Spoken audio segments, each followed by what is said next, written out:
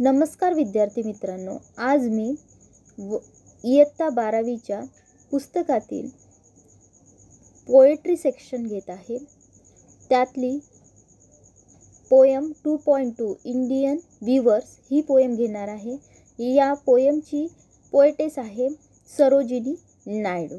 तत्पूर्वी मी अश्विनी वाघ हे सांगू इच्छिते, जर आमच्या या चॅनलला तुम्ही सबस्क्राईब केलं नसेल तर जरूर सबस्क्राईब करा, लाईक आणि शेअर करा, जेणेकरून नवनवीन नोटिफिकेशन आम्ही तुमच्यापर्यंत पोहोचवू शकू आणि आम्ही तुमच्यापर्यंत पोहोचू. तसेच तुमची बेल आयकॉनवर क्लिक करायला विसरू नका. आता पोयमचं नाव आहे, आपण पोयम घेणार आहोत Indian weavers 2.2 section 2 poetry section, त्यातली 2.2 इंडियन वीवर्स. तर इंडियन वीवर्स या पोयमची पोएटेस आहे सरोजिनी नायडू. पोएटेस माहीत आहे तुम्हाला? तर Sarojini Naidu 1879 to 1949 was political activist. She was a political activist, feminist and the first Indian woman who became the president of Indian National Congress. She was the president of Indian National Congress. She was an important figure in India's struggle for independence. आता जेव्हा भारतीय स्वातंत्र्याचा लढा जेव्हा सुरू होता, त्यामध्ये सरोजिनी नायडूंचं नावसुद्धा उल्लेखनीय आहे. आता Sarojini Naidu's work as a poet earn her the sobriquet of nightingale of India. आता सरोजिनी नायडूंनी आपलं काम त्यांच्या सॉब्रिकिएट म्हणजे निकनेम म्हणजे टोपण नावाने केले आहे, nightingale of India. Later she became the governor of the united provinces in 1947, becoming the first woman to hold the office of the governor in independent India. आता सरोजिनी नायडू या पोएटेसही होत्या आणि त्यांनी भारतीय स्वातंत्र्य लढ्यामध्ये काँग्रेसकडून लढा दिला.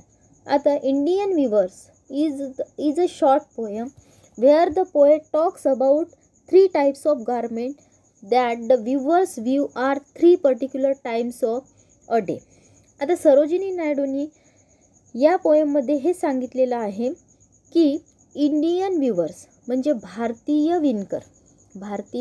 विणकर is a short poem where the poet talks about 3 types of garments that the viewers view at 3 particular times of day. म्हणजे भारतीय विणकर ही सरोजिनी नायडूंची जी पोयम आहे ती 3 कडव्यांची आहे. विणकराच्या कला निर्मितीतून मनुष्याच्या जीवनाचे 3 टप्पे त्यांनी प्रतिकात्मक रूपात या कवितेत मांडलेले आहे. Each stanza of the poem represent the 3 important events human life. आता प्रत्येक स्टांजामध्ये त्यांनी हे रिप्रेझेंट केलेलं आहे की 3 important event of human life. प्रत्येक मानवी जीवनात काय असते? 3 इम्पॉर्टंट इव्हेंट असतात की नाही? जसे बर्थ म्हणजे चाइल्डहुड म्हणजे बाल्यावस्था, ॲडल्टहुड म्हणजे तारुण्यावस्था आणि डेथ म्हणजे वृद्धावस्था म्हणजे ओल्ड एज. कळलं? The colours mention in the stanza are very significant as they indicate the moods related to the events. आता या प्रत्येक 3 इम्पॉर्टंट इव्हेंट्समध्ये त्यांनी प्रत्येक स्टांजामध्ये कलरसुद्धा मेन्शन केलेले आहे. प्रत्येक स्टांजा वाईज काय केलेले आहे? कलरसुद्धा मेन्शन केलेले आहे आणि ते खूप सिग्निफिकंट आहे, उल्लेखनीय आहे. As they indicate the moods related to the events. आता ते या कवितेतून त्यांनी मूडसुद्धा दाखवलेलं आहे. कळलं? तर आपण प्रत्यक्ष पोयमकडे वळूया. पोयमचं नाव आहे इंडियन वीवर्स. आता पहिला स्टांजा आहे इंडियन वीवर्सचा अर्थ असा होतो की भारतीय विणकर. इंडियन वीवर्सचा अर्थ असा होतो की भारतीय विणकर. आता भारतीय विणकर म्हणजे प्रत्येक व्यक्ती काही ना काही कला निर्मिती करीत असतो. कोणी सुतारकाम करत असेल, कोणी विणकाम करत असेल, कोणी भरतकाम करत असेल. वेगवेगळ्या प्रकारचे वेगवेगळी कामं प्रत्येक व्यक्तीची असतात. तसंच हे जे या कवितेच्या माध्यमातून पोएटनी हेच सांगितलेलं आहे की विणकराच्या कला निर्मितीतून मनुष्याच्या जीवनाचे त्यांनी 3 टप्पे इथे रिप्रेझेंट केलेले आपल्याला आढळून येते. तर weavers weaving at break of day, why do you wear garment so gay? Blue as the wing of a helicon wild, we weave the robes of newborn child. आता weavers weaving a break of a day, weavers weaving a break of a day. weavers म्हणजे कोण? विणकर. आणि viewing म्हणजे काय? विणणे. तर weavers weaving at break of a day, weavers काय विणत आहे?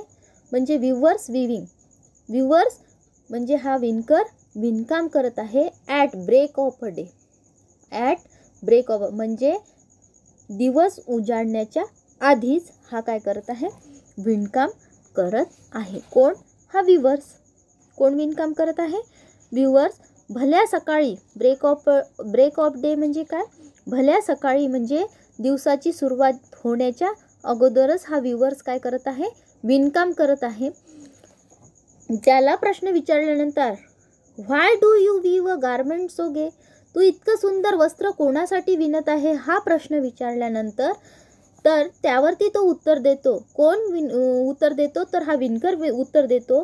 Blue as the wing of a halcyon wild, we weave the robes of new born child. तर त्यावरती तो उत्तर देतो की मी हे blue as the wing of halcyon wild. आता हेलिकॉन म्हणजे रंगबिरंगी पिसे असणारा किंगफिशर पक्षी. हेलिकॉन म्हणजे काय? रंगबिरंगी पिसे असणारा पक्षी, किंगफिशर. समजलं? तर या किंगफिशर पक्षाचे काय असतात? रंगबिरंगी पंख असतात. तसंच हा विणकर जो विणकाम करत आहे, हा विणकर जो वस्त्र विणत आहे ते कोणत्या कलरचे आहे? वेगवेगळ्या रंगबिरंगी रंगाचे आहे आणि त्यात निळ्या रंगाचा जास्त अंतर्भाव झालेला आहे. तर blue as the wing of halcyon wild, we weave the robes of new born child. तर त्यावरती हा विणकर उत्तर देतो. पोएटनी इथे हेच सांगितलेलं आहे की त्यावरती विणकर हा उत्तर देतो की we weave the robes of new born child. मी हे वस्त्र कुणासाठी विणत आहे? तर न्यू बॉर्न चाइल्ड म्हणजे नवजात बालकासाठी मी हे वस्त्र विणत आहे, असं तो उत्तर देतो. कोण उत्तर देतो? हा वीवर्स उत्तर देतो. आता नवजात बालक, पहिली आपली अवस्था असते बाल्यावस्था, असते की नाही? तर बाल्यावस्थेमध्ये म्हणजे आपल्या जीवनाची सुरुवात कुठून होते? म्हणजे हे जीवनरूपी प्रवास दाखवलेला आहे यामध्ये. तर जीवनरूपी ह्या 3 कडव्यांच्या माध्यमातून पोएटिसनी हेच दाखवलेलं आहे. हा आपला जीवनरूपी प्रवास आहे आणि या जीवनरूपी प्रवासाची सुरुवात कुठून होते आपली? तर बाल्यावस्थेपासून होते. म्हणजे न्यूबॉर्न चाइल्ड म्हणजे हा वीवर्स हेलिकॉन वाईल्ड म्हणजे रंगबिरंगी किंगफिशरच्या पंखांसारखे रंगबिरंगी वस्त्र विणत आहे. ते नवजात बालकासाठी विणत आहे आणि ते नवजात बालकासाठी काय विणत आहे? तो अंगरे टोपरे विणत आहे. तर नवजात बालकासाठी हा अंगरे टोपरे विणत आहे. पुन्हा बघा एकदा की weavers weaving at break of day. हा वीवर्स हा भारतीय विणकर काय करत आहे? Weaving at break of day म्हणजे दिवसाची सुरुवात होण्याआधीच, दिवस उजाडण्याच्या आधीच हा विणकर काय करत आहे? कपडे विणत आहे. जेव्हा त्याला प्रश्न विचारला की why do you weave garment so gay, तू का बरं इतकं सुंदर वस्त्र विणत आहे? तर त्यावरती तो उत्तर देतो की blue as the wing of halcyon wild म्हणजे किंगफिशर पक्षाचे जसे रंगबिरंगी प्लम्स असतात. प्लम्स म्हणजे काय? की सॉफ्ट फिदर्स, जसे रंगबिरंगी मऊ काय असतात? त्याचे पिसे असतात. त्याप्रमाणे ते वस्त्र होते. तर त्यावरती तो वीवर्स उत्तर देतो की we weave the robes of newborn child. मी हे वस्त्र कुणासाठी विणत आहे? नवजात बालकासाठी विणत आहे. कळलं? त्यानंतर सेकंड स्टांजा पहा. यामध्ये फर्स्ट स्टांजामध्ये यामध्ये रायमिंग वर्ड्स कोणते आहे? Day, gay, wild, child. म्हणजेच रायमिंग स्कीम कोणची आली? A A B B. कळली? त्यानंतर आहे सेकंड स्टांजा. सेकंड स्टांजामध्ये weavers weaving at fall of night. Weavers weaving at fall of night. Why do you weave a garment so bright?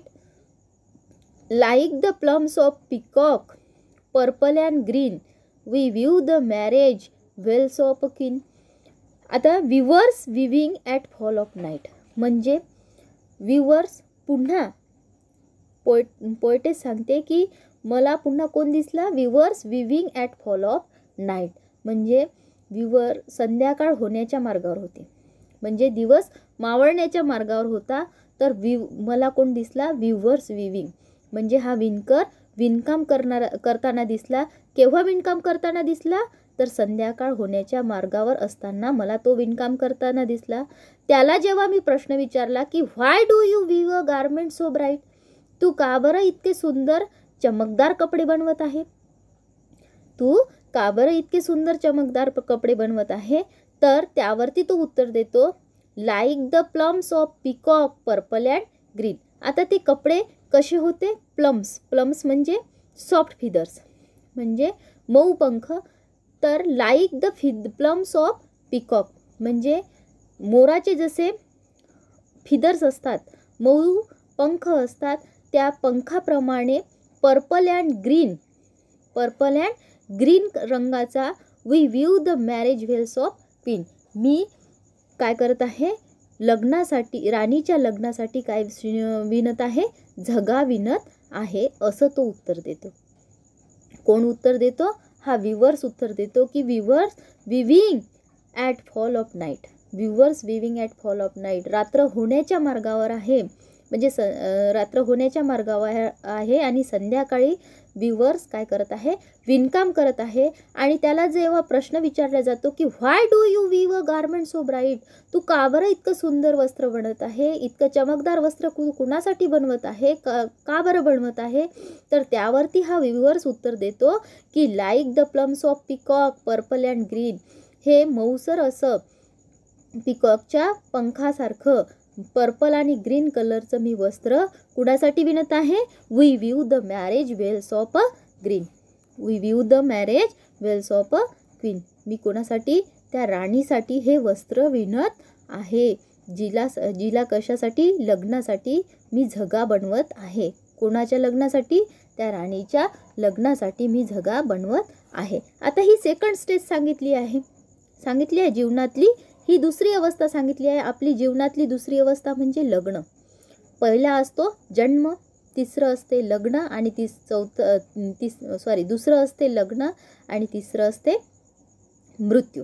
ह्या 3 अवस्था सांगितलेली आहे. तर सेकंड स्टेज सांगितलेली आहे यामध्ये पोएटेसनी की मी कुणासाठी?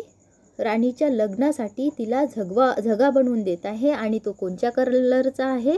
Green and purple. आता प्रत्येकाच्या जीवनात जेव्हा तारुण्य अवस्था असते तेव्हा तारुण्य अवस्थेमध्ये सगळीकडे काय दिसते? त्याला हिरवळ दिसते, पर्पल दिसते की नाही?